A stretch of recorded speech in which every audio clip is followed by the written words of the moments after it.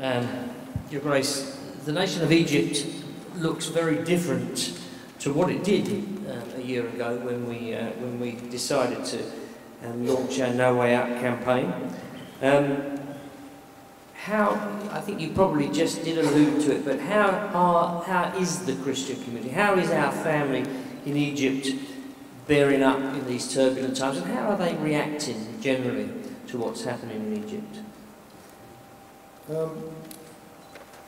I think anyone who's been following the news of Egypt will realise that ever since January, ever since the police attacked protesters so ruthlessly and then disappeared off the streets, and then the army came on to assume a policing role but couldn't because armies aren't made for that. During that time of unrest, there was a complete breakdown of law and order, and it's continued until now. Not only because of the lack of civil authority, but also because at that time 40,000 prisoners were released from prisons. It's a time now where most people who you would never expect are actually in possession of their own firearms to try to protect their families and businesses and homes, which is alarming. So when you have such a breakdown in law and order, there's little accountability. And when you couple that with the fact that over the past 30 years, there have been tens, if not hundreds, of attacks on Christians in churches, ranging from burnings of churches to drive-by shootings, to bomb in Alexandria, to various other things, to churches being demolished in Mbaba. And there is complete impunity. Not a single person has actually been convicted. Actually, one person was convicted this year, but not because he killed the Christians, but because amongst the Christians there was a Muslim. And so, when you see all of that, obviously Christians then become a soft target. It's a learned response that if you attack and you kill, nothing's going to happen, so you do it again. So in these past 10 months, we've had more attacks on churches than we have in the past 3 years.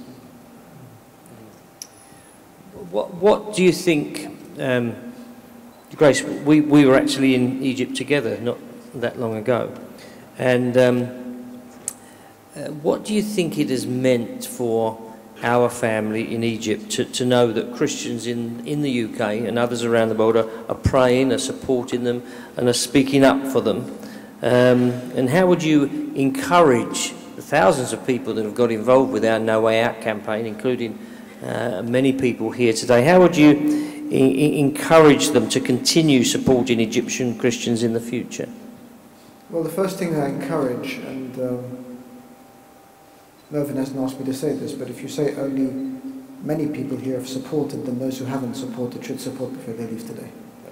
Absolutely. Because it's a great campaign and the work of CSW goes on. So having that support is very important, because unfortunately, being in the Middle East and being in Africa as well, I'm sure Your Grace will know that we are associated with Christianity in all the wrong ways and in all negative ways, and not in anything positive. So when you have a positive association and people praying and people feel that they're part of a bigger family, then it's a great support. Don't forget that Christians in the Middle East are seen as Western sympathizers and Zionists, because they have the Western connection.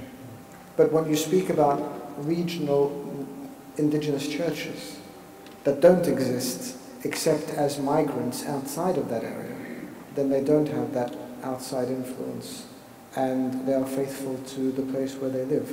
So I think that's very important, that people feel that they are part of something much wider, and they are prayed for and they are supported. Thank you. Lastly, you alluded to the fact just now that there's something going on in Egypt at the moment, and we've seen in this last week, in the run-up to the elections which are due to take place this week, lots of activity, lots of violence, lots of other, I guess, rival groups of people out on the streets wanting different things.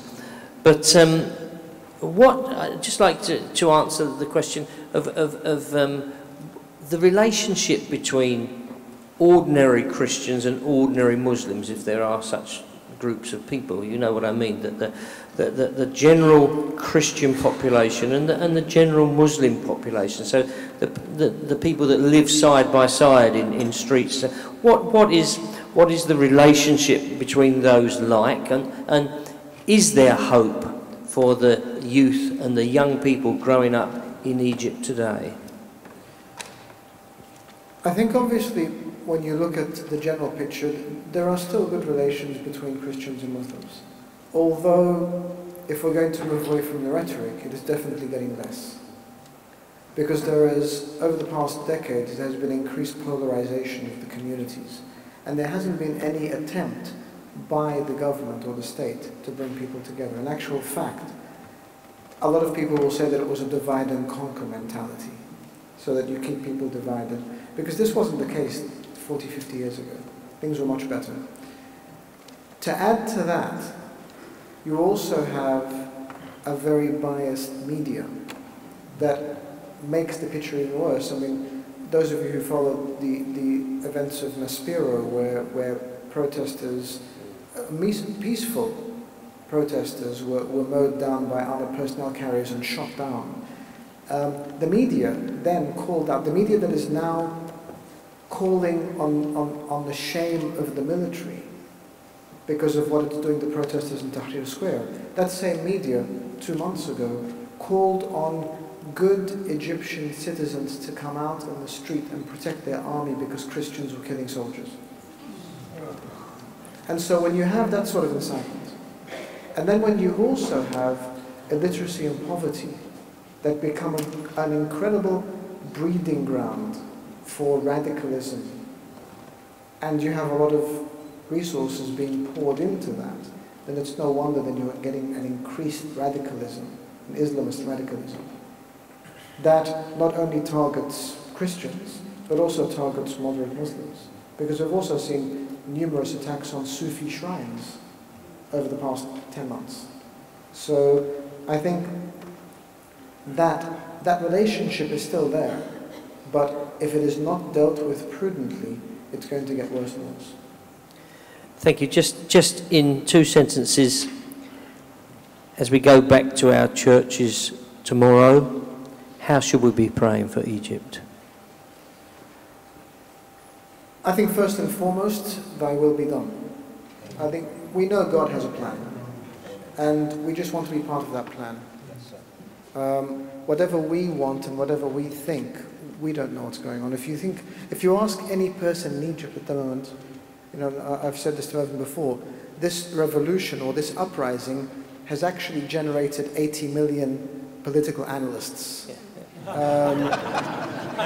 But still, no one has the answer, and no one knows what the answer is. So I think we're praying for God's will to be done, and we're praying for peace amongst everyone and wisdom, that everyone works for a united Egypt, not just for factional interests. Thank you so much. I really want to thank you for coming today. I know when I asked you in the first place to come, it was a very, very busy day for you. I know you've got things going on in Stevenage today, and you have very, very kindly broken into those arrangements to come here. And with all that's going on in Egypt at the moment, it's even more, I guess it's been even more hard for you to come here.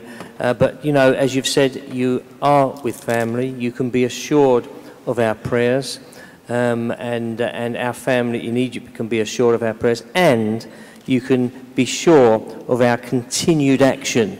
This is not a year of campaigning. This will be a campaigning until we see resolution and until we see justice and religious freedom for all inside Egypt. So, Your Grace, thank you so much for coming today.